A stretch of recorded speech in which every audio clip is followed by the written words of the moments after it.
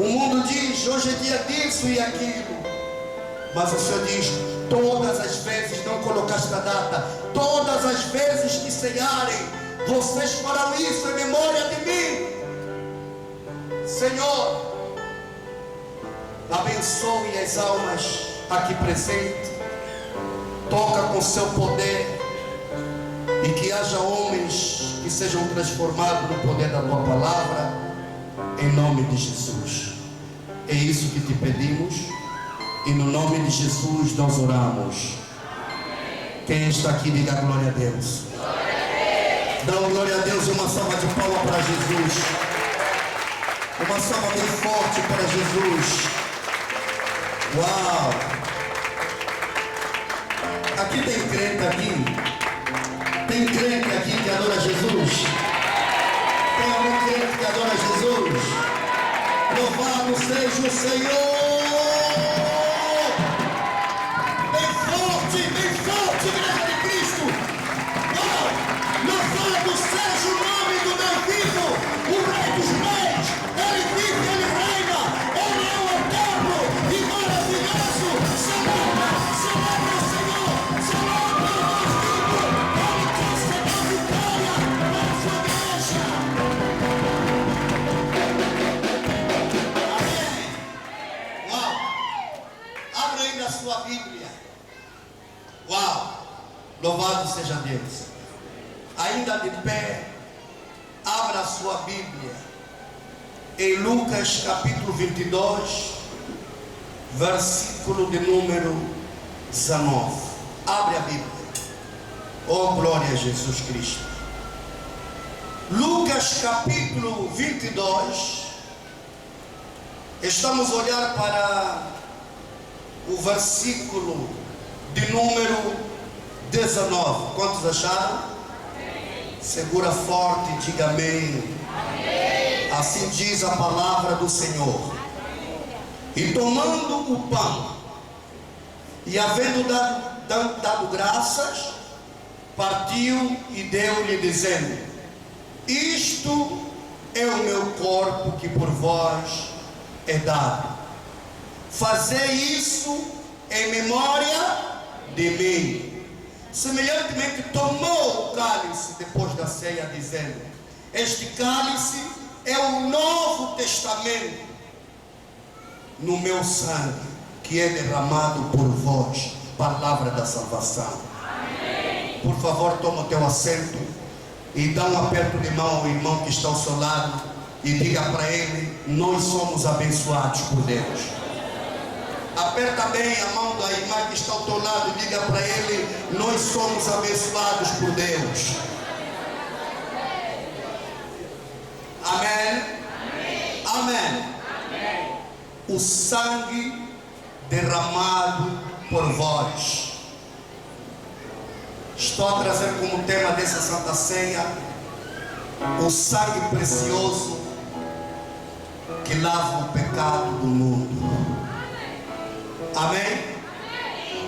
Vós sabeis a história da igreja. Desde o tempo em que a igreja caiu, foi necessário sacrifícios para poder lavar o sangue, ou seja, o pecado dos homens.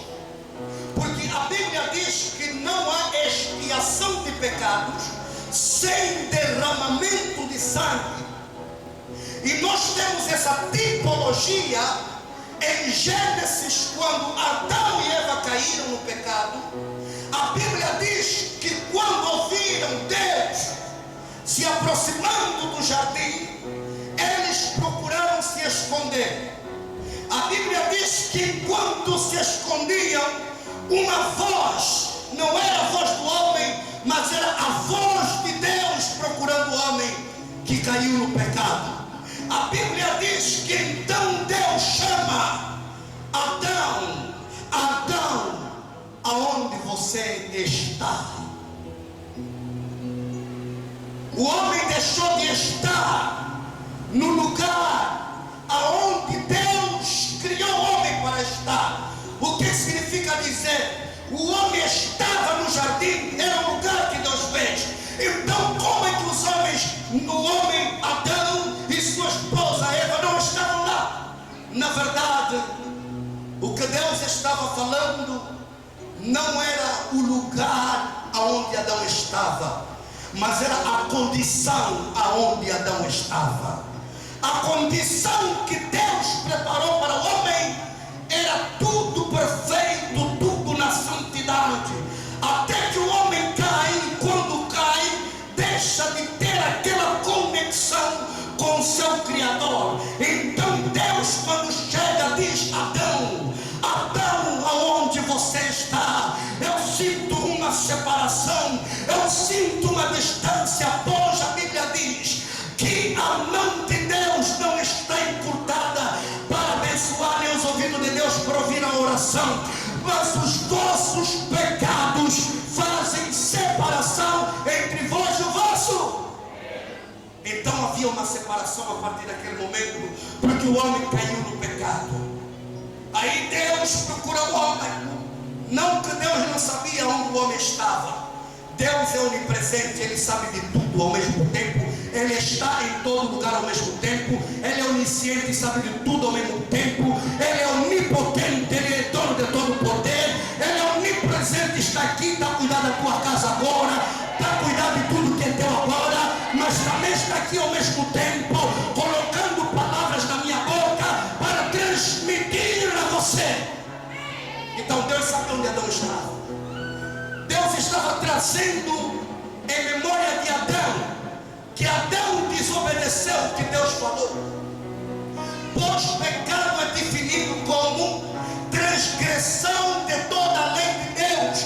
E a lei de Deus não começou hoje, começou no princípio, quando Deus diz: comam de todas as árvores do jardim, porém a que está no meio, ela contém o fruto do conhecimento e do bem e do mal. Portanto, não toca nem come.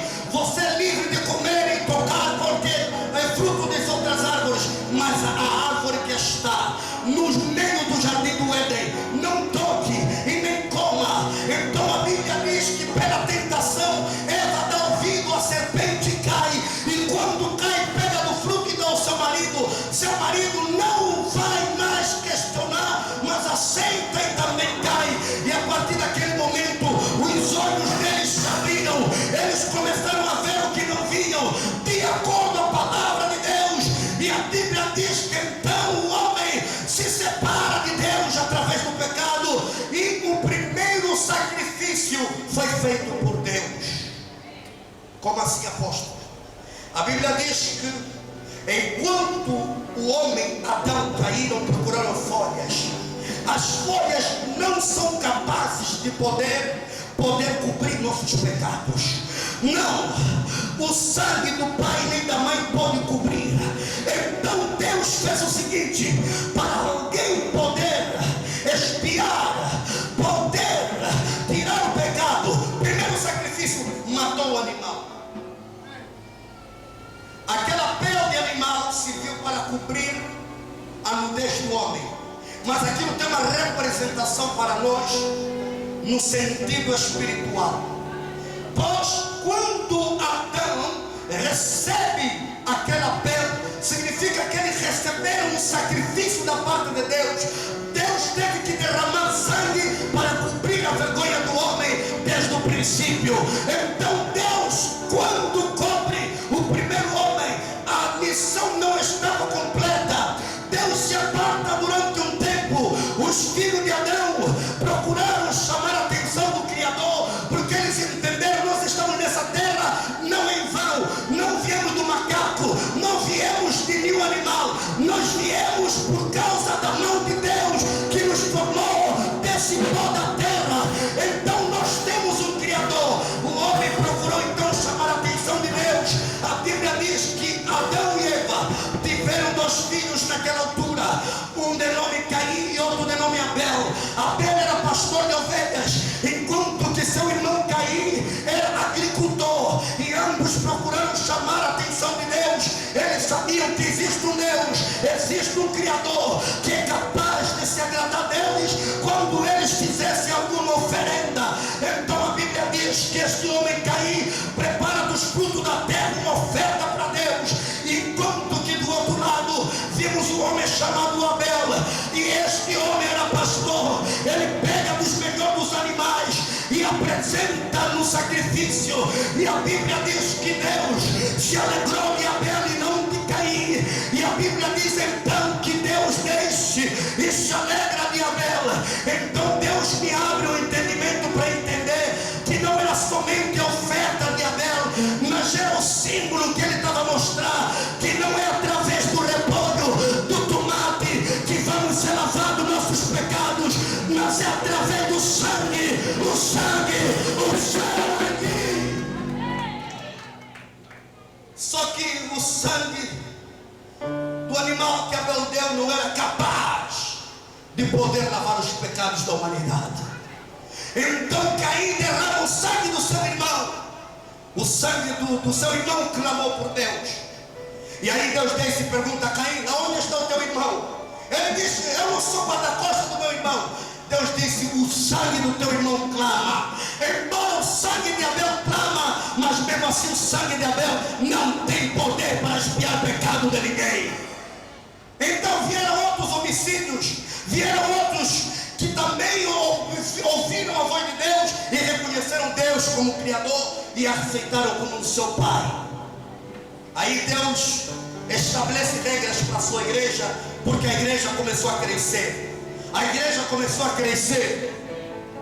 Aí Deus disse: olha, prepara o holocausto. Quem tiver algum pecado deve contactar o sacerdote, deve derramar sangue de acordo com o pecado. Há pecado que era pomba, tinha que derramar pomba, é um pecado mais ou menos. Há outros que têm que derramar ovelhas, boi, enfim. Mas ainda assim era matanças e matanças de animal, até que se declara a festa da Páscoa. A festa da Páscoa era uma das maiores festas daquela altura, porque havia um derramamento enorme de sangue. Amados, tudo para expiar o pecado do homem. Houve derramamento de vários animais, mas ainda assim o homem estava lá embaixo, estava nas trevas, ainda estava chorando, dependendo de um sacerdote, até que o templo foi orientado por Deus, aquele templo que era o templo móvel. A Bíblia diz que Deus queria estar no meio do seu povo, então orienta o seu servo para edificar um templo, e naquele templo colocou uma separação. Havia algumas coisas sobre o quintal. A Bíblia diz que ao entrar o sacerdote tinha que lavar a mão, e também quando entrava ele tinha vestes específicas para poder servir dentro do templo. Só que dentro do templo não era somente entrar, havia um lugar que havia uma separação. A Bíblia diz que havia um lugar santo e um lugar santíssimo. O lugar santíssimo era dividido com uma cortina ao meio, e dentro daquele lugar santíssimo tinha a arca da aliança. A Bíblia diz que somente o sacerdote poderia entrar naquele lugar, nenhum homem era permitido entrar, ou seja, a glória estava escondida, os olhos do homem não poderiam ver aquilo que Deus ordenou. Havia homens naquela época, filisteus, que combateram ao povo de Israel. A Bíblia diz que tomaram a arca, e quando tomam a arca, a Bíblia diz que quando tomam a arca começaram a ter problemas, úlceras, doenças, mortes e muitas maldições. Então entendemos que Deus, ele coloca um limite entre aqueles que ele escolheu, colocou de pé para poder colocar o ministério sacerdotal, enquanto que por outro lado havia homens e mulheres sedentes de Deus, querendo, rogando a misericórdia, o perdão de Deus. Então todo mundo tinha que levar um animal, tinha que levar uma ovelha para poder rogar perdão a Deus, mas eles não tinham a permissão de rogar diretamente a Deus. Eles tinham que chegar ao sacerdote: sacerdote, peguei, eu trouxe um animal. O sacerdote dizia: esse animal não, traz duas pombas. E quando trazia, o sacerdote chegava até o quintal, onde tinha um lugar chamado holocausto. O holocausto era um lugar que era preparado para queimar um animal que é oferecido para o sacrifício. A Bíblia diz que ele despiava o sangue e o animal era colocado sobre o fogo, e quando estava no fogo queimava, e aquele cheiro subia ao céu em forma de uma oferta agradável a Deus. A Bíblia diz: enquanto isso, o sacerdote entrava para rogar a Deus o perdão naquela alma.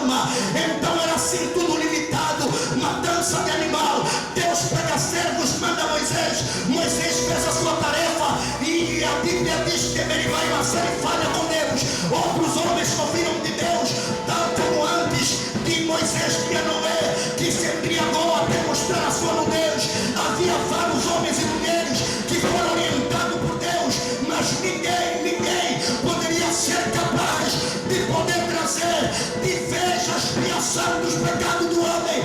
Foi ali então que uma voz do céu, ele pergunta: quem enviarei? O filho respondendo: eu vou.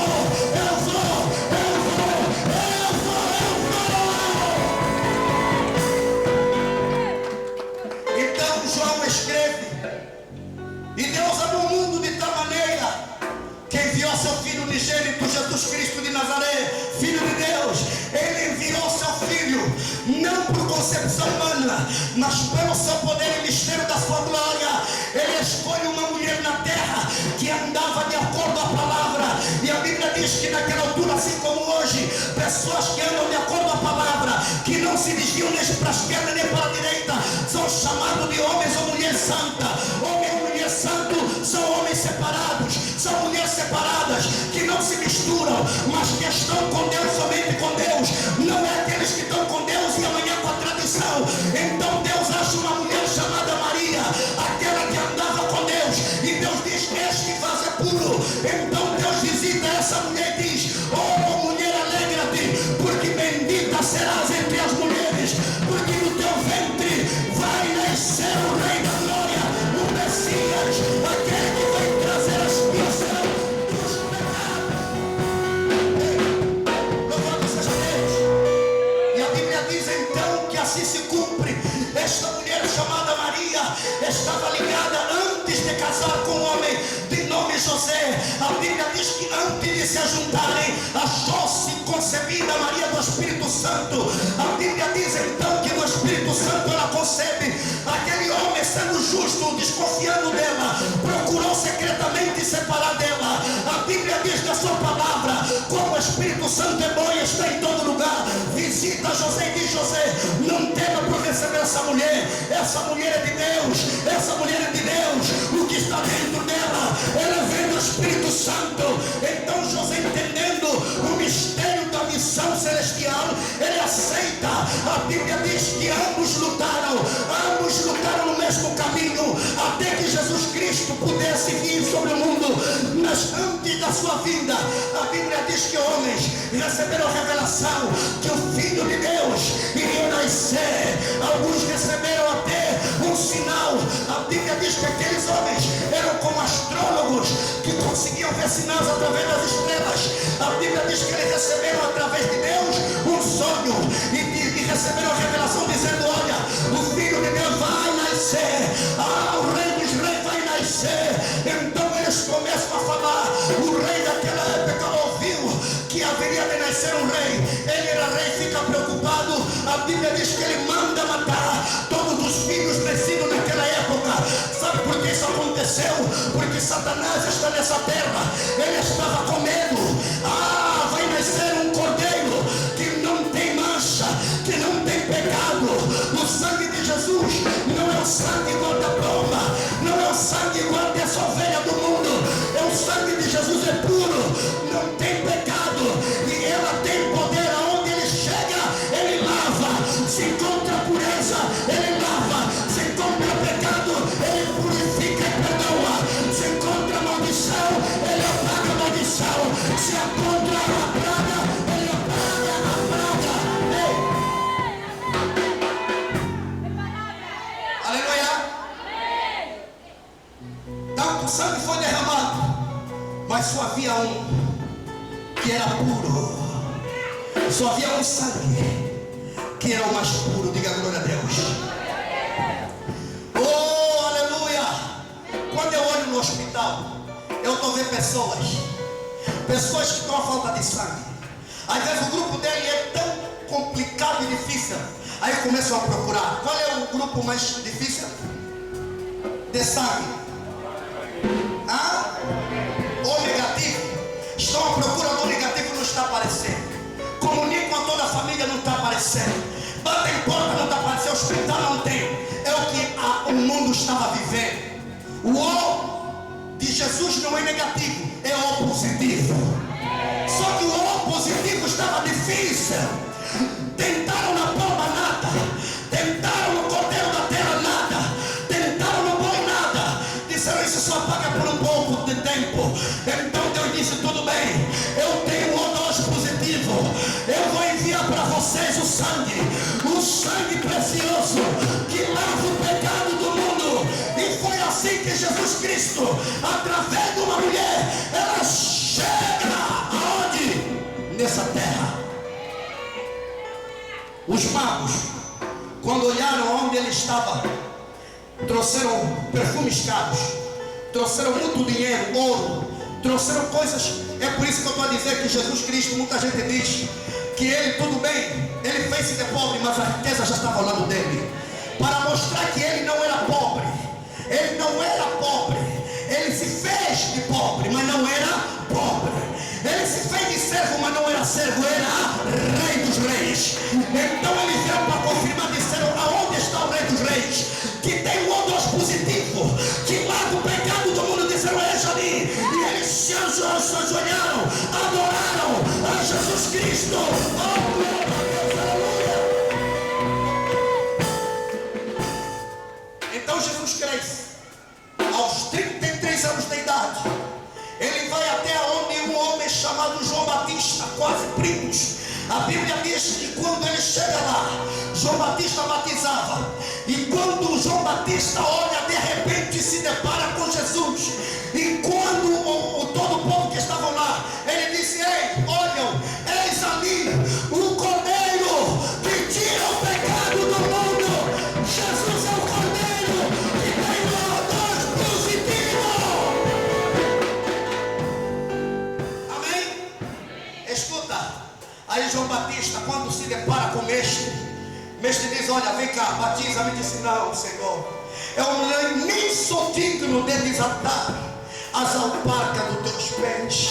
Aí Jesus disse, importa que isso deve acontecer para que se cumpra as escrituras. Então João Batista o batizou. E enquanto batizavam, a Bíblia diz que no céu uma pomba, o Espírito Santo veio em forma corpórea de uma pomba sobre a cabeça de Cristo, e a voz de Deus Pai diz, eis aí o meu filho amado, em quem me comprazo. Dei ouvido a ele, dei ouvido a ele, dei ouvido a ele. Então Jesus faz a sua missão, chama os discípulos e apresenta a sua missão e diz, eu estarei convosco não muito tempo. Importa que o Filho do Homem seja entregue aos homens e seja açoitado e morto a morte de cruz. Então os discípulos começaram a dizer, não. Um deles, chamado Pedro, disse, não vou permitir isso, eu não vou permitir isso. Se alguém tentar, eu vou enfrentar. Aí Jesus, olhando, entendeu que não era Pedro e disse, Satanás, arreda-te, porque você não entende os planos de Deus. Qual era o plano de Deus? Enviar o seu filho para derramar o sangue. E esse sangue iria ser derramado uma única vez, para não haver mais derramamento de sangue.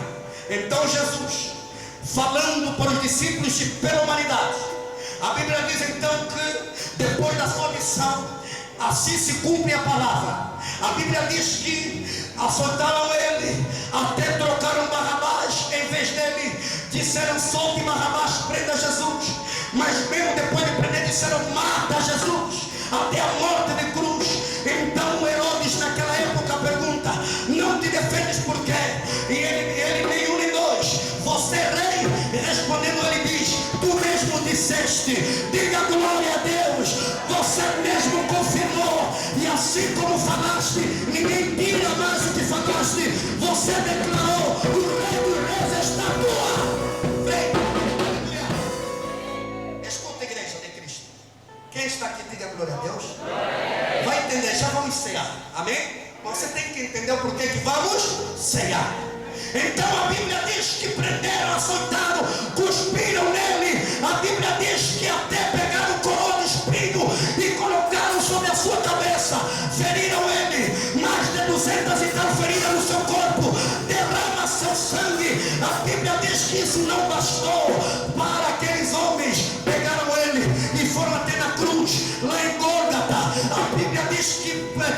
crucificaram a Jesus.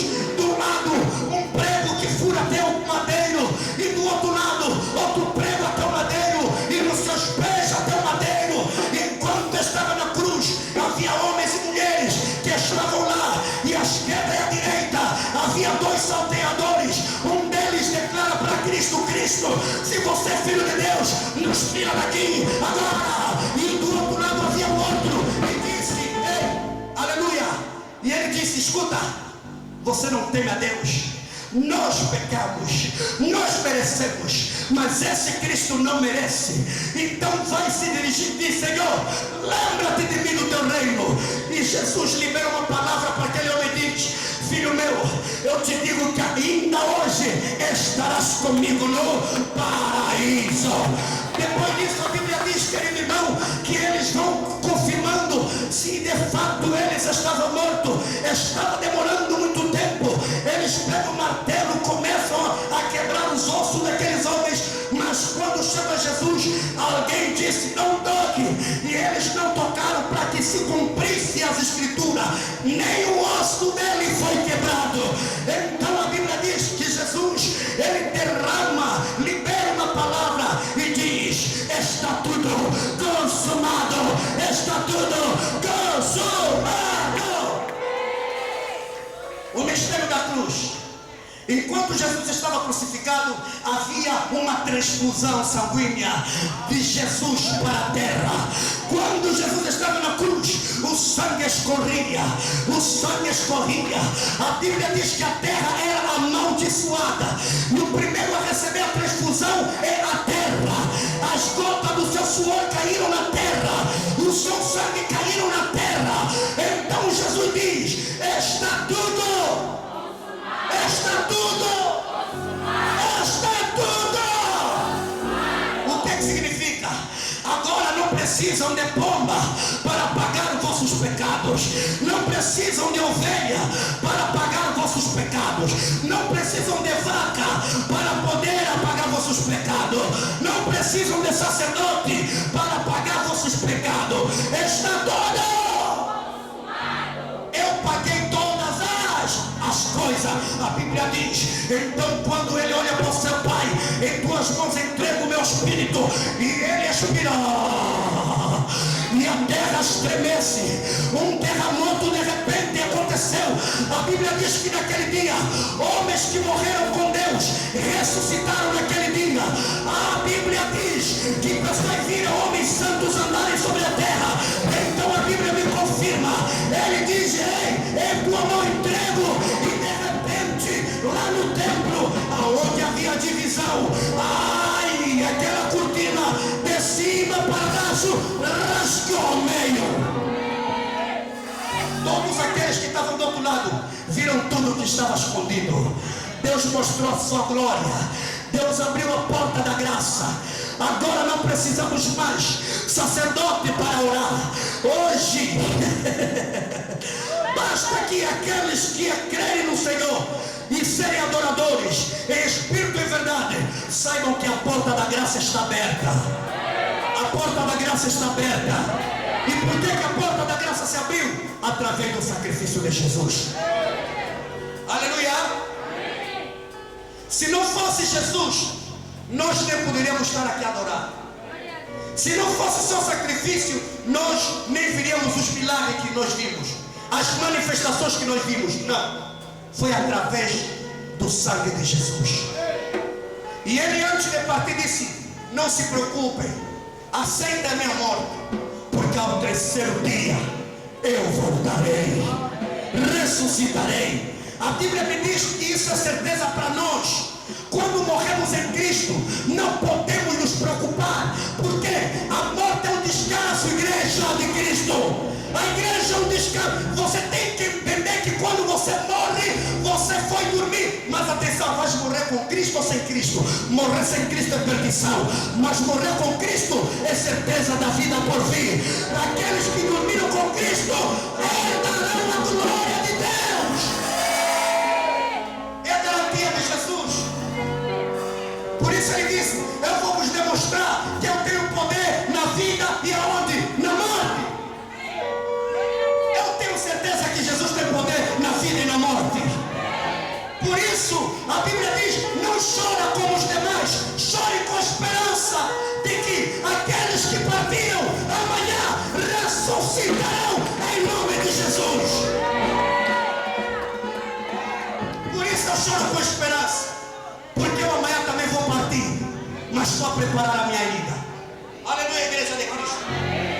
Todos nós estamos de passagem aqui.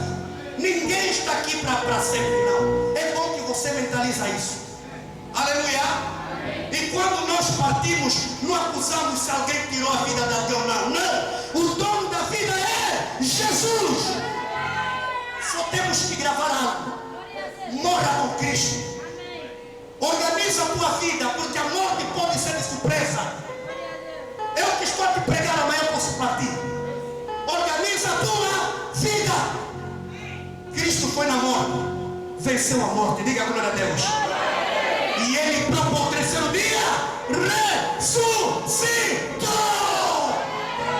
Quem crê nisso, levanta as suas mãos.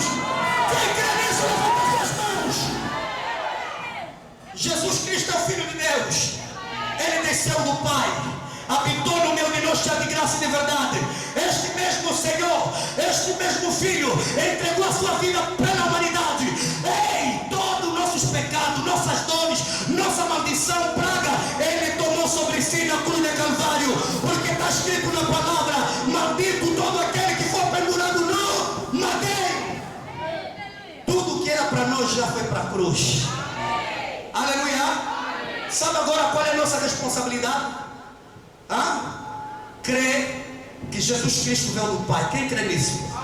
Número 1, Ele habitou no meio de nós, cheio de graça e de verdade. Quem crê nisso?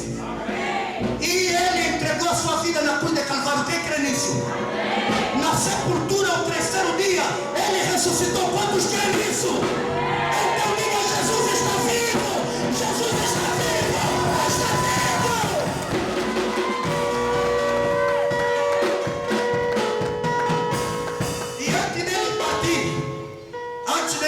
Foi ter com os discípulos, e era tempo de Páscoa.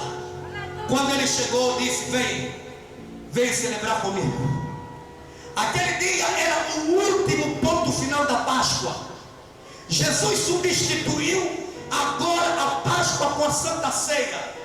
O cristão verdadeiro não celebra mais a Páscoa, celebra o que? Santa Ceia. É ali onde Jesus veio e disse, lá no livro onde nós lemos, porque vamos já ceiar, ele está dizendo no capítulo 22 de Lucas: e tomando o pão, verso 19, e havendo dado graças, aqui é depois da sua ressurreição, diga glória a Deus, igreja. Antes da sua ressurreição, diga glória a Deus. Ou depois da sua ressurreição? Tá? Diga glória a Deus, igreja de Cristo. Foi antes da sua. E ele diz: e tomando o pão, e havendo dado graças, partiu e deu-lhe, dizendo: isto é o meu corpo. É por isso que estamos a fazer a Santa Ceia. O pão que Jesus deu era o pão sem fermento, assim como o pão que nós vamos usar hoje aqui. Diga glória a Deus. Por favor, destape a mesa da Santa Ceia. Aleluia. Aleluia. Disse: este é o meu corpo. E depois disse: e isto é o meu corpo que por vós é dado. Fazer isso em memória de mim. O que nós agora vamos sempre fazer, desde que Jesus anunciou a Santa Ceia, não é mais Páscoa, mas é a Santa Ceia. Quem está aqui, diga glória a Deus. Repete comigo: Páscoa foi substituída pela Santa Ceia. A igreja deixou de celebrar a Páscoa para celebrar a Santa Ceia. Amém? E por que nós ceamos? Em memória dele. Tudo que ele fez. Quando você tomar, você vai ver o sentimento que vai vir sobre você. O corpo dele foi entregue por nós. O sangue foi derramado através de nós. O sofrimento, como ele sofreu, irmão, por causa de nós. Quem está aqui, igreja de Cristo? Então não podemos esquecer o sacrifício pago na cruz. Por isso o Senhor está dizendo que nós devemos fazer isso em memória de Jesus. A igreja está aqui? A igreja está aqui. A igreja está aqui. Portanto, quando ele ressuscita, ao terceiro dia, se manifesta os discípulos e depois faz outra promessa: eu vou, mas não vos deixarei só. Quem está aqui? A Bíblia diz que ele subiu de volta onde ele ele saiu e está à destra do Pai, sentado, intercedendo ao nosso favor. Quem crê nisso? Se você crê, levanta e diga: Jesus está vivo. Mais vida, Jesus está vivo. Jesus está vivo, vivo, vivo. Amém. Fique de pé, por favor. Diga: Senhor Jesus, eu te agradeço pelo sacrifício feito na cruz. O teu sangue tem todo o poder para poder cobrir, não só cobrir, desfazer.